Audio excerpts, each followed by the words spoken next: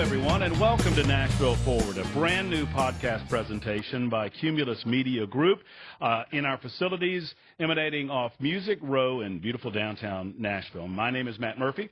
I'm your host for the proceedings. Nashville Forward is designed to be a conversational presentation where we invite CEOs of companies that are headquartered right here in the Music City to talk to us about why they headquartered here, what the advantages of being in Nashville are, and to further let us know about everything going on with their company. It is a wonderful pleasure to be joined first and foremost by Brian Waller, who is the CEO of Vaco Industries, Holdings, I should say. And am I saying that correctly? You first and foremost, Brian, you Vaco Holdings. Well, welcome in, and thank you for being first. Thanks for having me. It's a pleasure to be here, and so I look forward to the conversation. Be a good one.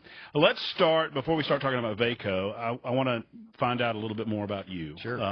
Tell us a little about yourself, where you grew up, and how you ended up in Nashville, Tennessee.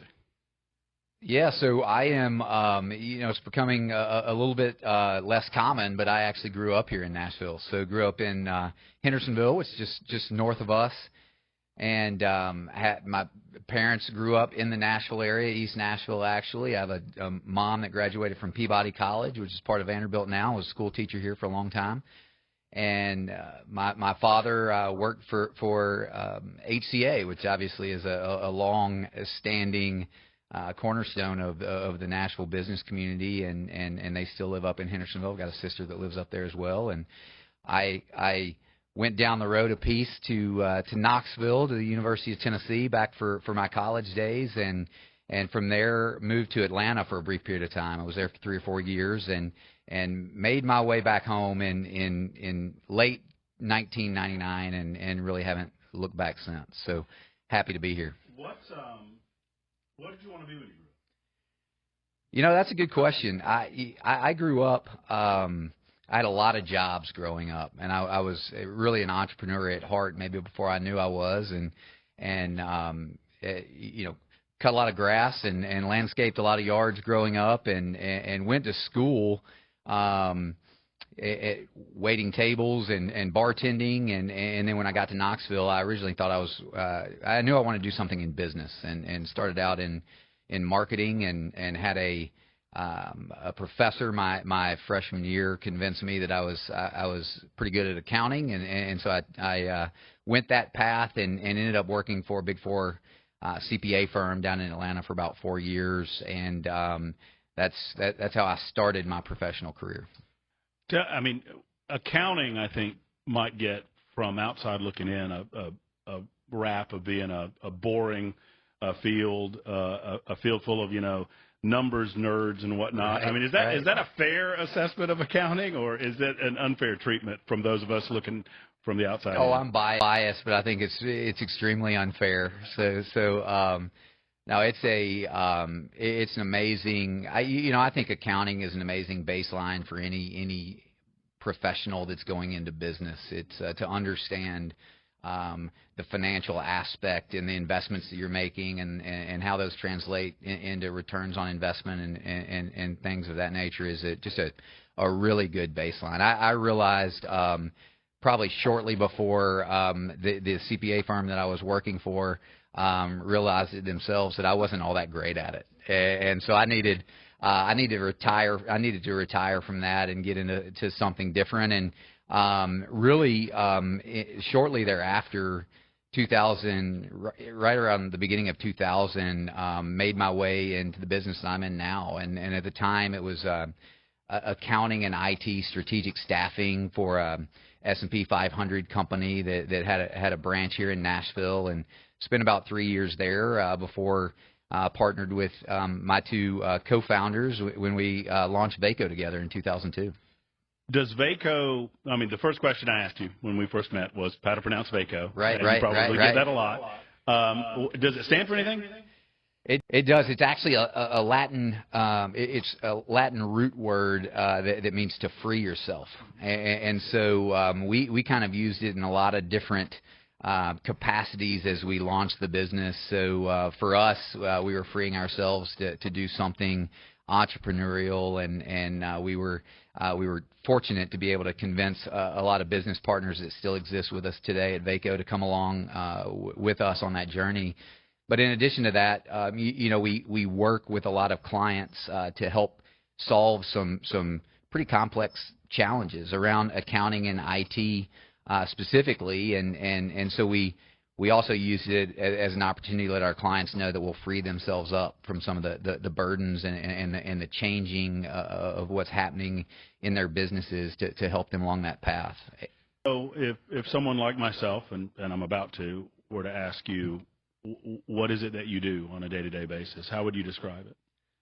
Sure. So, our business is really transformed over the last 23 years, and we started out in 2002 basically providing project and permanent resources to our clients. And so if you think about, local Nashville companies that are always looking for great talent in accounting and IT, we would provide that for them on a permanent basis and help them hire their team around them. We would also assist them in specific projects and initiatives that they were driving by providing project resources. And so that's really how we started into the business. Today, through a lot of transition, 18 acquisitions, and just trying to always kind of look forward to where our clients would need us in the future, we really transformed our business. So that we call that legacy business, our talent solutions business, still a really big part of what we do every day. About 50% of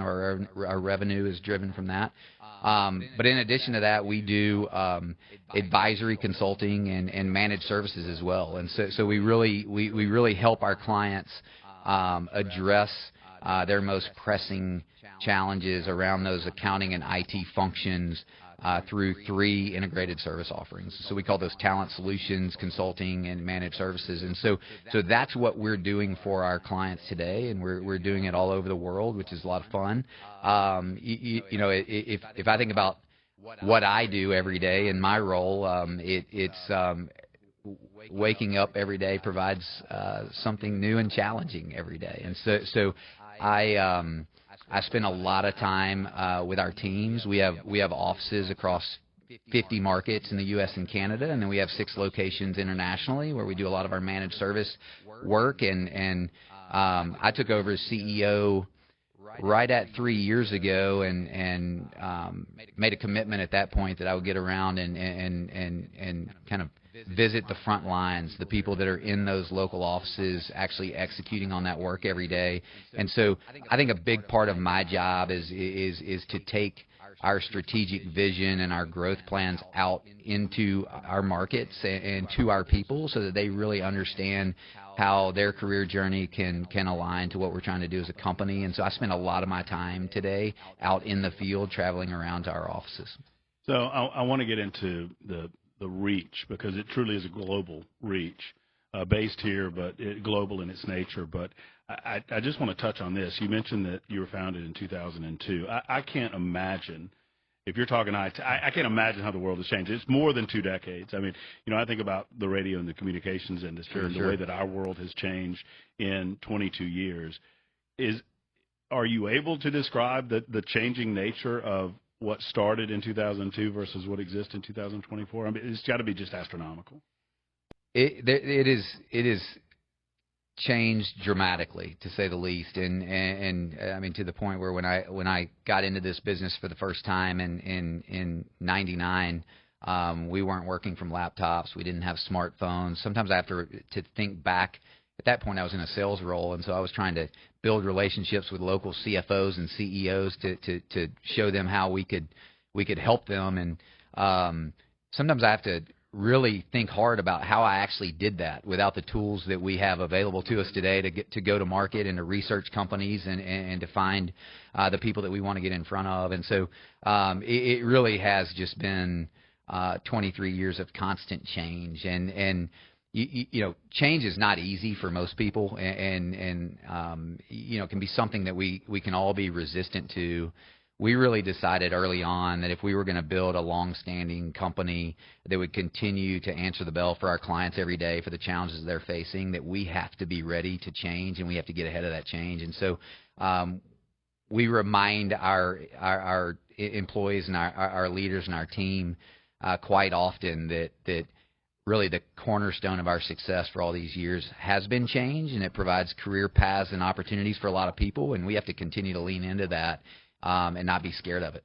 So who is and I don't want to pigeonhole your clientele too much, but what is the typical type of client that calls you for services?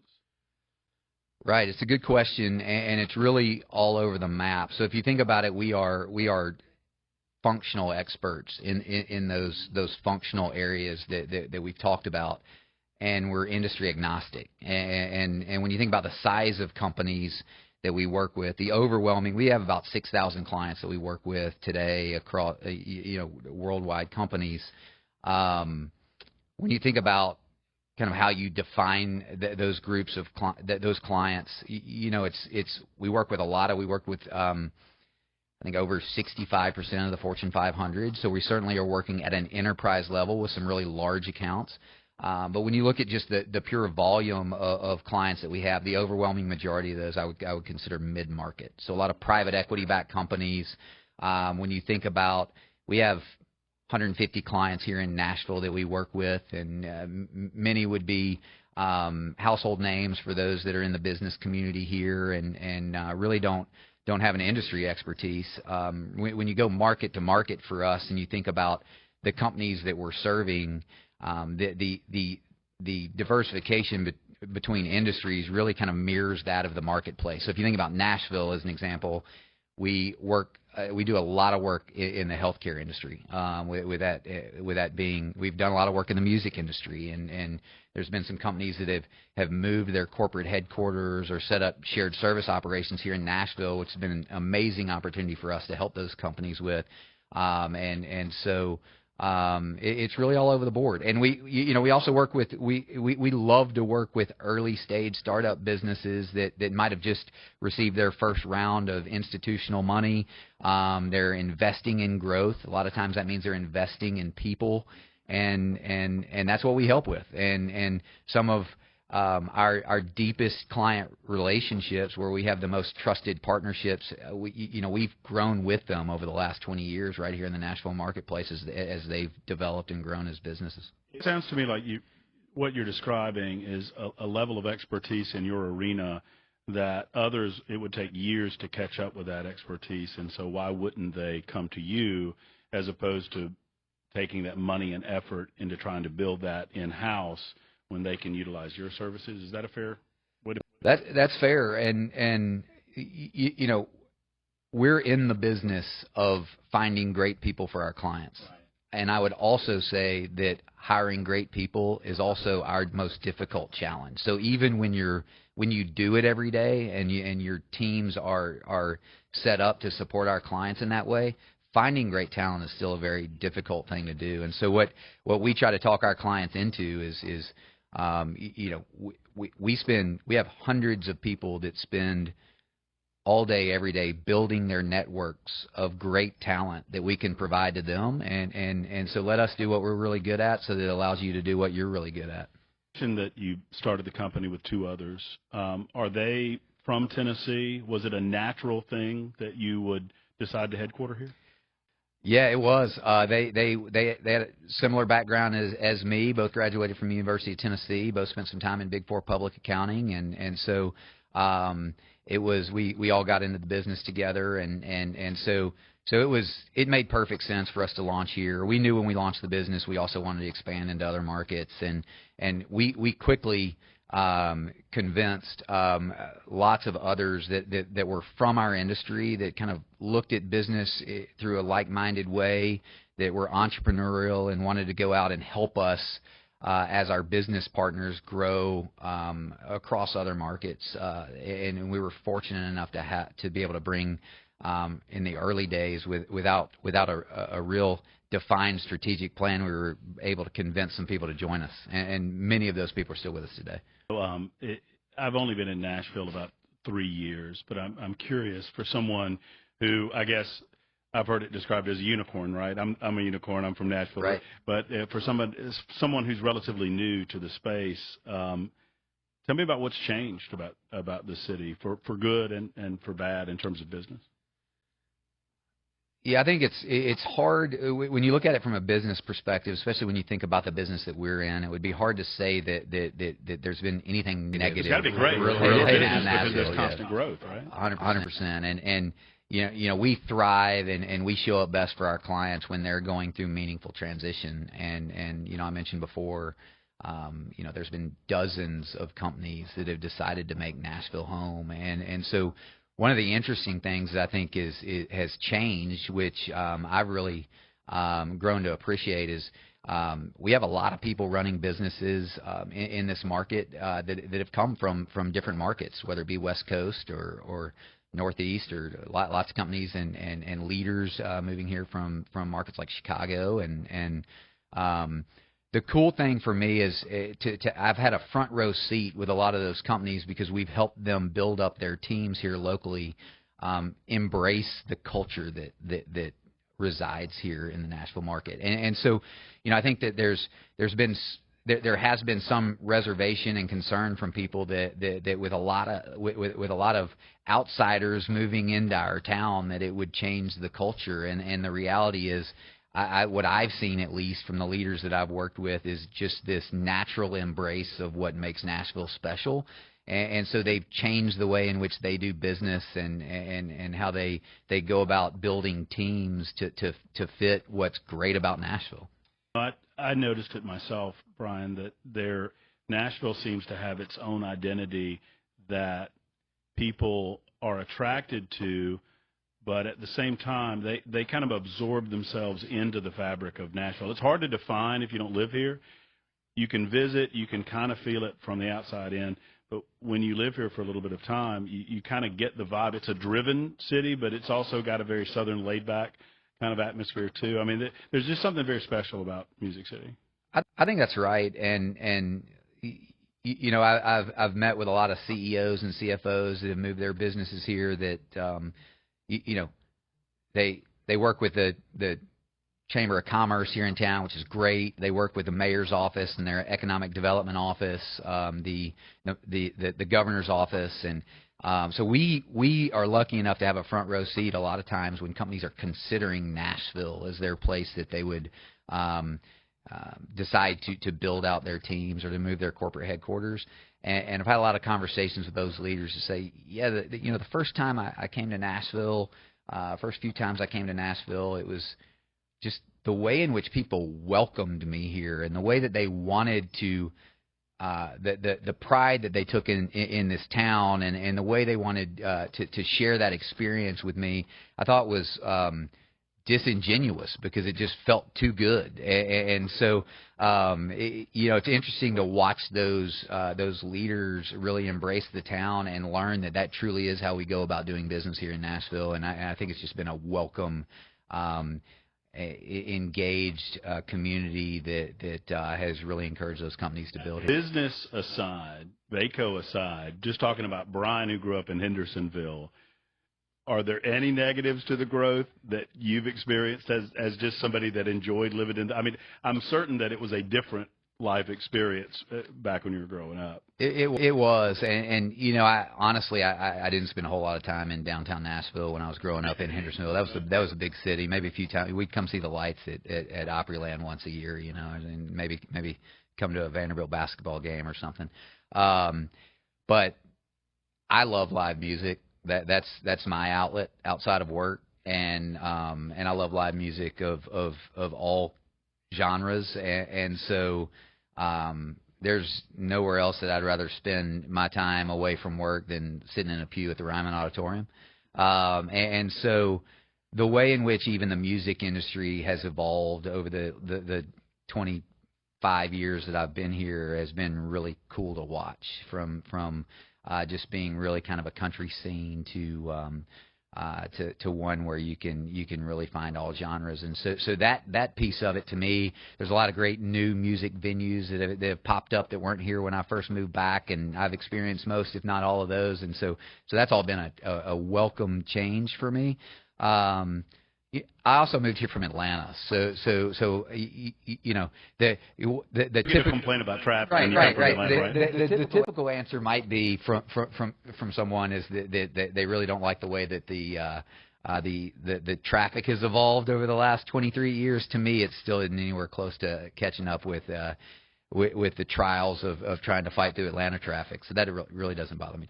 You mentioned government and government leadership, and I want to kind of enter that arena a little bit. I mean, how important is the relationship between somebody like yourself, the CEO of a global company, and local and state interaction? How much interaction do you have with government leadership, and how's that relationship?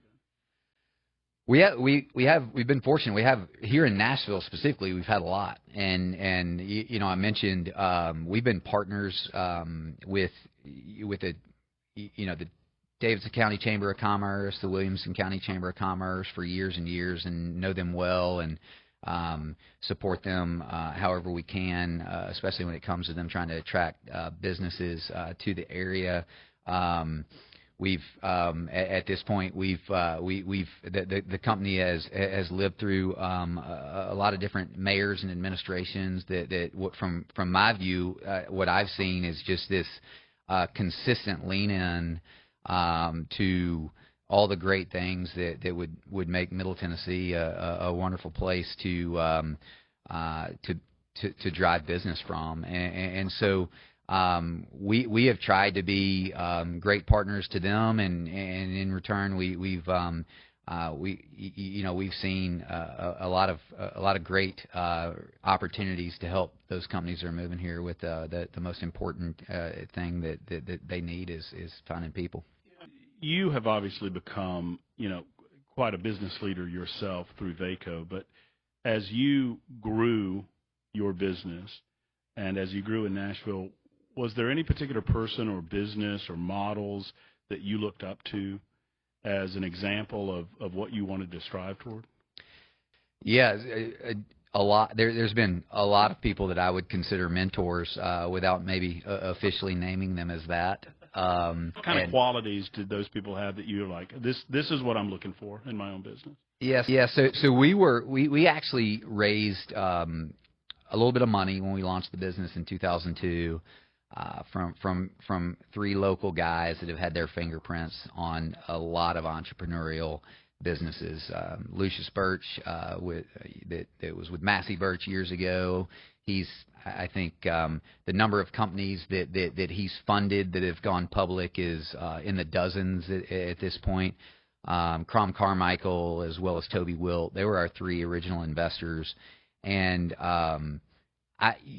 they really helped us think bigger, and really pressed us to and challenged us to take our business beyond Nashville and expand it beyond beyond here. And I would also say that I've become really passionate about supporting the entrepreneurial culture that's in Nashville and to support directly entrepreneurs that are building great businesses. And so they really gave me my first taste of investing into early stage businesses, and I've done a lot of that at this point over the years. I've been fortunate enough to sit on boards and act as advisors to entrepreneurs that are building some really exciting companies, and so I think I would point to those three partners of ours from the early days as three people that have an incredible track record in this marketplace that I look up to tremendously and really helped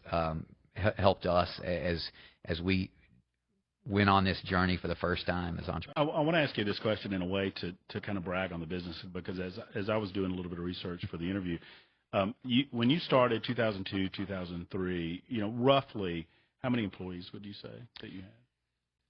Yeah, so we launched it with the three of us, obviously, and then shortly thereafter, I would say within the first 12 to 24 months, let's say, we grew to 50 or 60 employees exclusively here in the Nashville market. Right there for just a second. So globally, roughly how many employees do you have? So we have over 10,000 employees today. That's incredible growth. It's been a ride. It has been a ride, and the interesting thing is we talk about the 40 or 50 employees that were the original employees from, call it 2003 and 2004. 80+% of those people are still with us here today. And what I would say is, I don't mind. I always, when I start bragging about our culture at Vaco, I caveat by saying I don't feel like I'm patting myself on the back because it's not mine. It's those people. We have over 200 people at Vaco that have celebrated their 10-year anniversary or longer. And when I think about those first 40 or 50 that just kind of believed in a vision to where we could build something where a bunch of like-minded entrepreneurs could come together and create a career opportunity that we couldn't find outside of the walls of Vaco, and the fact that they leaned in before we really knew exactly how we were going to get there, and they're the ones that have their fingerprint all over our success to 10,000. You correct me if I'm wrong, but just in reading up about the company, it felt like you've developed this family of brands, right? And it feels like that, as we moved forward as a country and as your business model moved forward, as technology moved forward, those things just kind of, those opportunities came your way and you seized on them to continue to move forward and kind of stay ahead of what technology would demand of you, what the world would ask of you as a company. Is that a fair assessment? It's very, very fair, and we've done that in a few different ways. We've identified areas where we lacked expertise, where we saw kind of the industry heading, and we've acquired some of that talent by partnering with some amazing founders that had built their own business. That we were able to acquire, integrate, and keep those founders on board as leaders that could help us kind of drive that direction.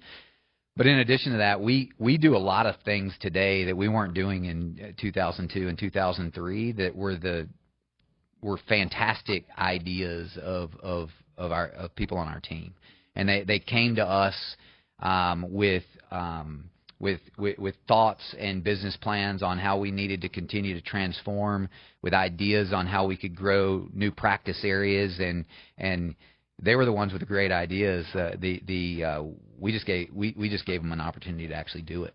Where are nationally, where are your biggest markets outside of headquarters here in Nashville?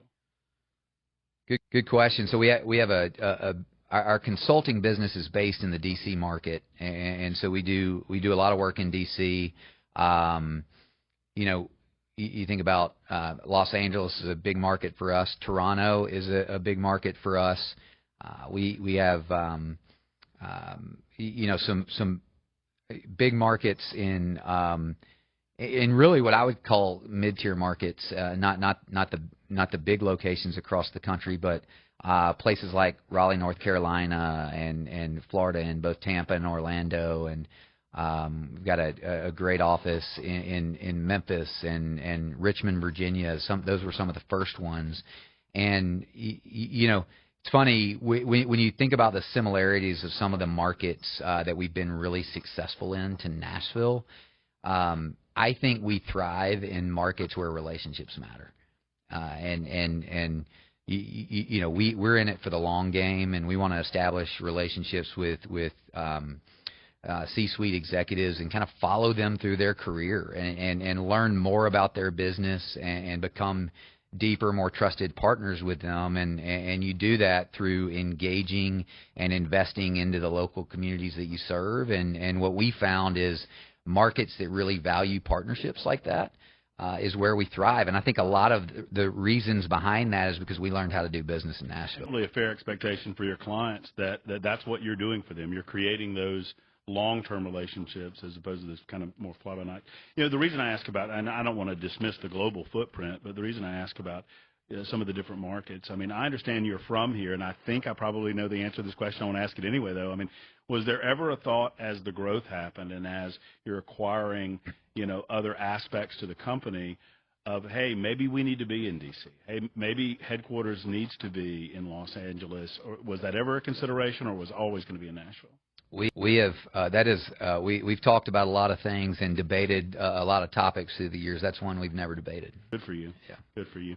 It would seem to me clear that that with that in mind, there is a community focus with Vaco as well. And I want a chance to talk a little about, how that differs from the business community. And I'm not knocking, those guys that are just singularly focused on business and business alone, but it occurs to me that because of the background, that it was a natural thing that you would extend your business to community-minded things in the city of Nashville.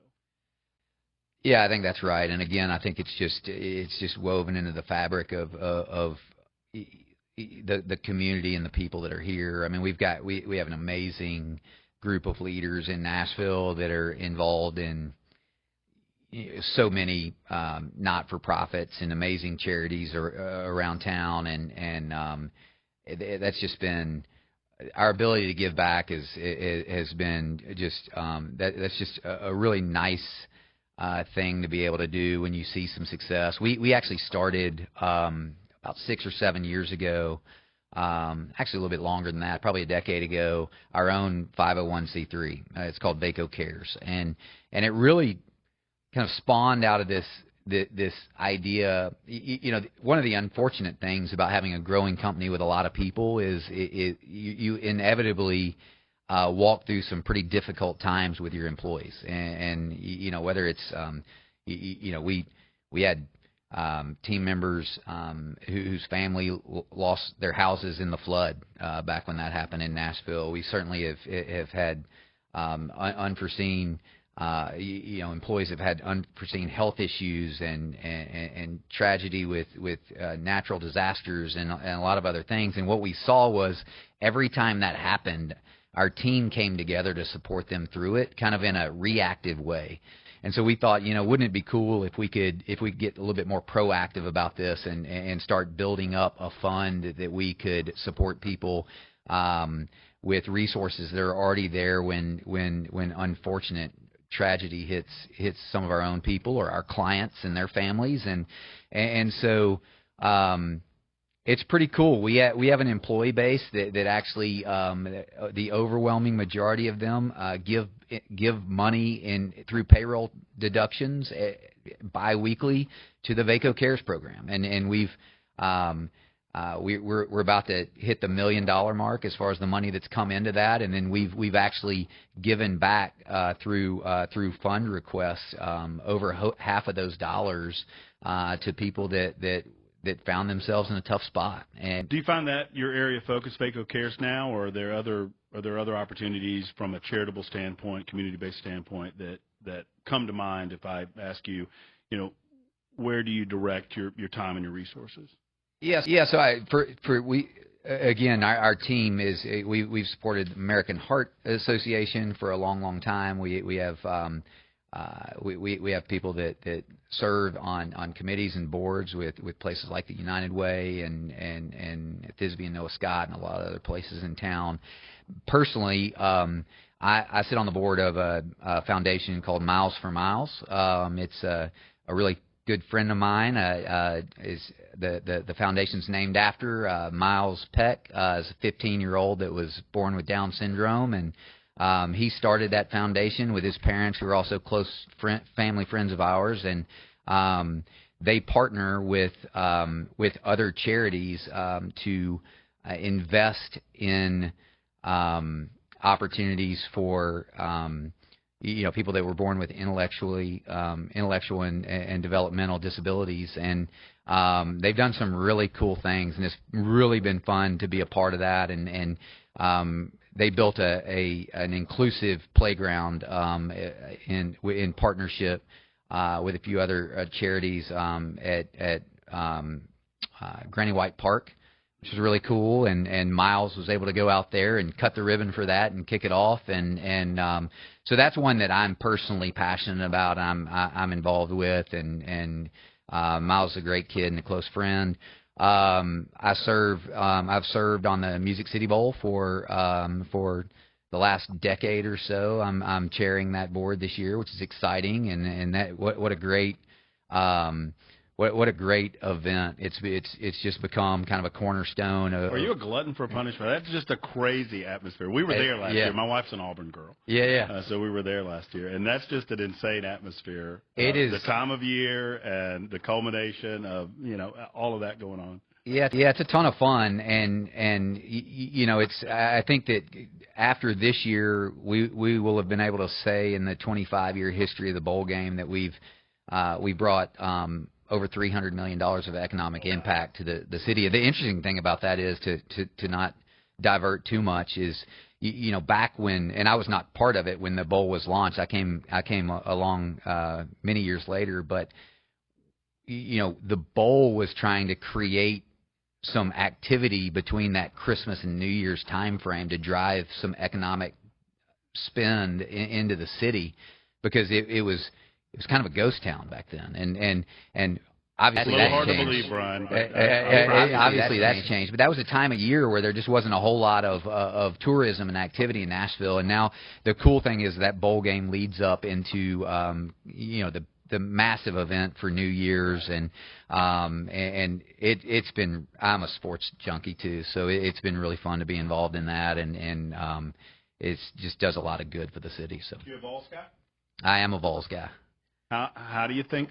Give me your thoughts on the season this year. We may as well just delve into it. I'm a Georgia Bulldog boy, so don't hold that against me. Yeah, I waited until late in the interview to mention that, Brian. I was back in school, in some of the best years of Vols football. So I caught a couple of years with Peyton and was 90s and was just a year out of school, won the national championship. So I was still on campus a lot for those games. It's like my prediction for this year is the same as it has been for the last 10 or 12. It's like, we're going to win them all until the fourth or fifth game of the season, and we might get hit in the mouth by somebody like Georgia. I'll say this, though. I've only been here 3 years, but there seems to be an excitement amongst Vol Nation that they tell me has not quite existed over the years with a variety of different coaches. So I think that's fair. That's the real deal. I like Coach Heupel. I actually was fortunate to be able to spend some time with him when we hosted the Vols a few years back for the Music City Bowl, and college athletics has changed a ton with the NIL and the transfer portal and all of that. It really allows for some teams to ramp up and kind of change their trajectory pretty quickly. And I don't have a ton of time to follow, Vols football year round. I'm kind of an in-season guy, but I do know that from a lot of my friends that do that we're having a pretty good recruiting class. So, speaking of recruiting, I want to go back a few years and talk about how your world changed and how the world changed during the COVID pandemic. How did that impact what you do at Vaco and just more largely the client base that you serve? It had to be an incredibly volatile time. I thought it was over for us. Really? Sincerely? No, not sincerely, but I thought we were gonna really struggle. So maybe to explain it a little more. So at the time when COVID hit in March of 2020, we had about 5,000 project professionals that were supporting our clients across all of our locations, and 90+% of those resources sat on site at our client every single day and worked directly with their teams. And they were spread out over a similar number of clients, 3,000-4,000 clients, and we had no idea how we were going to set up all of these people to work remotely to continue to support our clients. At the same time, we had no idea what our clients' interest would be in keeping those consultants on board and working at the client site. And man, it's funny what adversity will show in a team and your ability to react to something and get to the other side of it. But we kept the overwhelming majority of our consultants working at our client site without losing any billable hours, and I think it showed really the important work that we do for our clients. And we're not a nice to have in a lot of cases. We're a have to have, because we're really integrated and locked arm in arm with our clients to drive change that are necessary for their business. And so we went from having 5,000 people working on site every single day to 5,000 people all working remotely for the better part of 2 or 3 months. And then depending on the market that you're talking about, we slowly we're able to send our project resources, our project professionals back out to our clients. But it's changed the game a little bit for us. Did it help you? I mean, in the aftermath of it, I mean, obviously it's nothing that any of us would have wished for, but in working through it, what have you learned on the other side that you have incorporated into day-to-day operations? Is there more remote type of business operations that you engage in? And what are other things that maybe came out of COVID that were small little silver linings out of that dark cloud? Yeah, I think so. So we do we do have a lot of people that still work remote. I think the more prevalent setup is a hybrid scenario where we have people that work 2 or 3 days in the office and then maybe work the shoulders on Mondays and Fridays remotely. And I don't think there's any there's no substitute for being able to sit around people face to face and solve problems together. I mean, I'm just convinced it's more efficient. You get more done, and you create better solutions from it. And the relationships that you build and the trust that you build it just happens more naturally and faster if you're sitting face to face with somebody. With that being said, I think a great lesson that came out of it for us internally, but as well as our clients, is like we really have an opportunity to tap into a globalized workforce. And today we have employees that sit in 20-plus countries. We have physical locations, over 6 locations in 6 different countries. We support our own team with those resources, and we're also providing and delivering solutions for our clients with talent that's sitting across the world. And that's a fairly new concept for us, but we know that that's where it's headed. And I feel like that the pandemic gave us an opportunity to solve for that and figure it out at a much more rapid pace than we would have if not faced with that challenge. So I want to focus on Nashville for a moment. I mean, obviously the program is Nashville Forward, and we're focusing on companies that have headquartered here and call Nashville home. What do you think's next for the city? I mean, you obviously the growth is opportunity for just about everybody within the city, but is there a next big thing, or do you just continue to see the growth, building upon itself? I mean, we are known, I like to say we have been here 3 years now, we're known as the IT City, still the Right. IT City. Do you see that continuing? What's next? I do. One of the benefits that Nashville has that other cities don't, is just land and the ability to expand and build more infrastructure. And I don't see it slowing down. And I see it. I consistently hear of companies that are considering standing up a meaningful presence in this town, and what's happening on the East Bank, and you talk about, I can get really excited about. Exciting for old school folk, right? It is. That's a big project. And listen, I think it's. I've been fortunate enough to sit into some meetings and talk about what the strategy is there and what the planning is. But there is a real focus on that East Bank to create space for locals who want to live and play there. And so I just.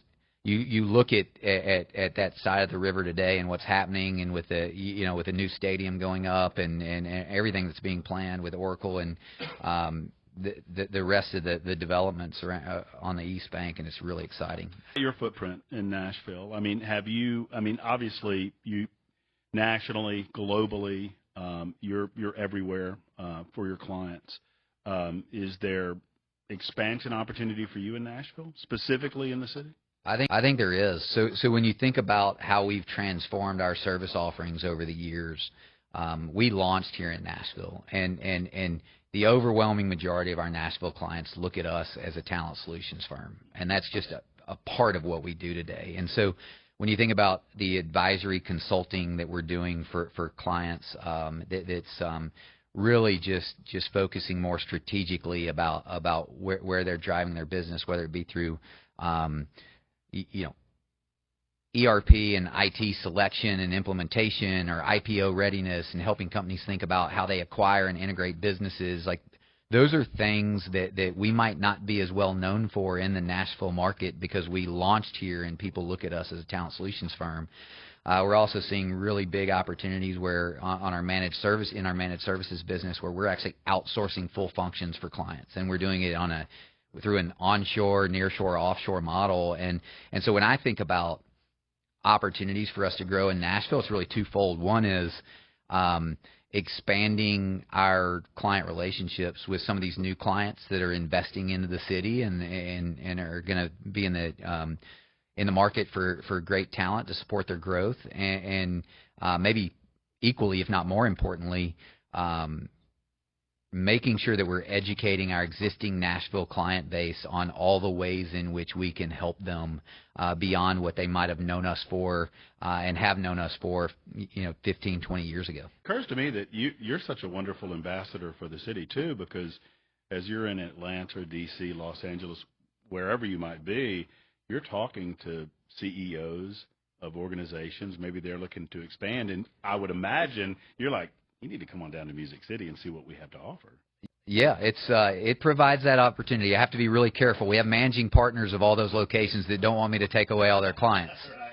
But it's interesting when companies do transition teams from somewhere else to Nashville. There's actually we've supported those companies both places. So we've supported companies that have moved from L.A. to Nashville, and through that, we're able to support them in L.A. as well. And for the people on their team that aren't going to make the trek to Nashville and want to stay in L.A., we can help those individuals find new places to land as far as career and that sort of thing. And so we've really been able to help some of those clients that are moving from one market to Nashville on both sides of the fence.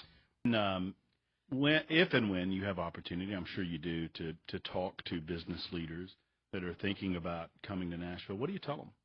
I mean, what advice do you offer? Typically the conversation, that I'm having with those leaders is around talent, and so I certainly brag on all the colleges and universities that are kind of are in and surround the Nashville market, and the amazing talent that all of those institutions are putting out every year. This is probably less so today than it was, call it 10 years ago, but at one point there was a concern around the availability at scale for talent to support a company that wants to hire hundreds of professionals, and so we have some of the best talent in the market, and not only people that are graduating from universities that are here, but we have amazing young talent that wants to move to Nashville for opportunities, and so I think that's usually a cornerstone of the conversation. Do you see anything, and not to ask this question in a negative way, but do you see anything that is standing in the way of Nashville or Davidson County or really Middle Tennessee, whether it be government or easy things that could be done, with city leaders or community leaders, state leaders? Is there anything that comes to mind when I say, if you could change one thing, Brian, what would it be? Yeah, I don't know if it's easy, and I don't know if I have the answer, but I think from my vantage point, the biggest thing that's going to hold us back on the growth possibilities is infrastructure. And it's just keeping up, right? It's hard. Yeah. And I know the current mayor has plan that's being presented soon and will go to vote soon, and I think that he's on the right path there, and I don't pretend to be an infrastructure expert by any means, and but I think we have to focus on that. I think we've got to figure it out, and we've got to put the right smart people in charge of that doesn't include me. So it's not necessarily what we're doing today, but I've had opportunity to talk to Mayor O'Connell, and he's smart enough to recognize where we live and how people like to engage from point A to point B, and not to try to put a square peg into a round hole, but also recognize that when you're adding roughly 100 people per day in the metro region, you necessarily have to add that type of infrastructure that you're talking about to support those numbers of people. Makes sense. Yeah, I think that's right. So if you were to offer a piece of advice to your fellow CEOs in Nashville or people considering coming here, what would it be? Oh, gosh, that's a loaded question. Yeah, that's a tough one. If I'm giving advice, I try to stay in my lane a little bit, and so just being in the human capital business, I would say make sure you're taking care of the people that have gotten to where you are, and that are going to take you through your next phase of growth.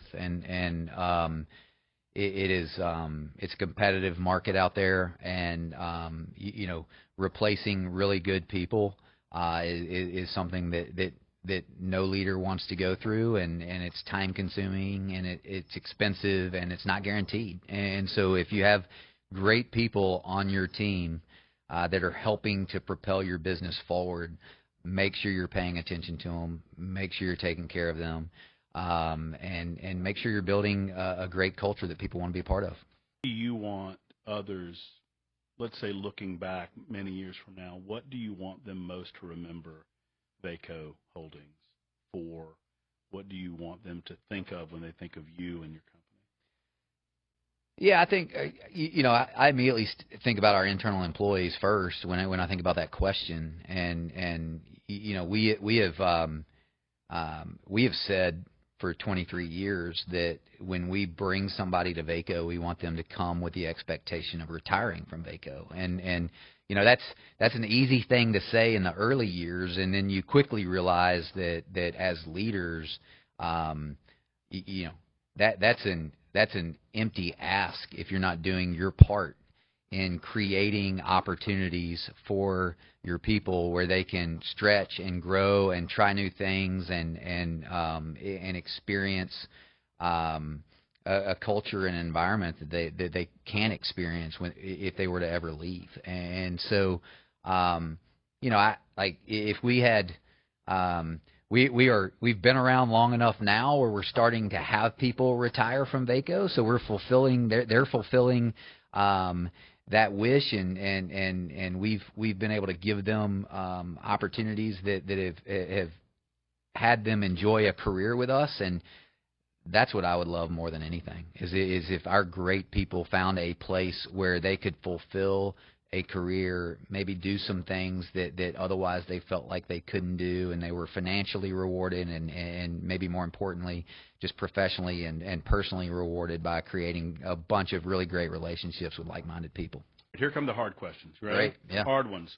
Brian, I've never been to Nashville before in my life. I call you up. Ring, ring. Where do I need to go eat? Kisser. Kisser? Kisser. I've been here 3 years. I've never been to Kisser. Kisser is in East Nashville. It's a strategic hospitality restaurant, and I don't think you can go wrong with any of those. So that's the Goldberg brothers, as you probably know, and so they own a bunch of great kind of chef owned and operated restaurants across town. But Kisser is an amazing Japanese inspired small restaurant in East Nashville. They were actually nominated for and made it to the finalists for a James Beard New Restaurant Award this past year, and we're the only Nashville restaurant that were represented up in Chicago a few months ago. And it's amazing. So I know the chefs well, the owners and the chefs well, and they're great people, and they make amazing food. My family will not let me go there, even if it's for a work lunch, without bringing home lots of to-go food. Lots of to-go boxes coming home. I've never been to Nashville, Brian. I need to go listen to music someplace in Nashville. Where do I go? Besides the rhyme. All right, fair enough. I almost said besides the rhyme. So besides fair enough. Well, you have to check that box first, for sure. And then, I would have a hard time answering that with just one, but I'm a big fan of the Basement East. I'm certainly a big fan of the Bluebird and a listening room if you're looking for that experience. And as far as new venues go, I don't know, have you been to the Brooklyn Bowl for a show? I have been to Brooklyn. I think that is an awesome venue to see. I like smaller venues and trying to catch acts on their way up before they get popular enough to play the big venues. But I see a ton of shows at Bridgestone and was down at Nissan Stadium for a show a couple of weeks ago. So I've got a couple of stories to tell you about Brooklyn Bowl, but we can do that off air. So, final question for you.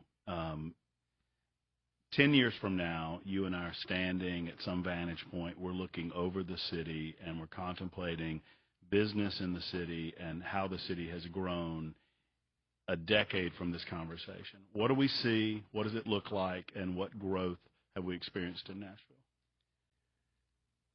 Yeah, I think we see a city that has become more diverse in the businesses that reside here and the people that are leading them and working for them. I think we see continue to see a heavy focus in the healthcare space. I think technology will be a sector that is a cornerstone of the business community at that point. I think things in and around the music industry will continue to evolve and be a big part of it. And I think we see this continued growth of kind of hospitality, tourism, and events that kind of interlink with the business community. I would expect that 10 years from now, that we'll be looking out over that East Bank and the new stadium and talk about a Super Bowl that's been played there, maybe a Final Four that's been played there, and where we've hosted some global events. And so I think the one of the cool things from my view with the Nashville business community is the way in which hospitality and entertainment links with the business community, and I think that's going to be a driving force for continued growth. Ron Waller, thank you so much for presenting Vaco Holdings. Thank you for being our premier guest on Nashville Forward. We look forward to many future conversations, and thank you so much for being here. Absolutely. It's been a real pleasure. Thanks for having me. This has been Nashville Forward, a Cumulus Media Group presentation. Thank you for being here, and we look forward to revisiting you.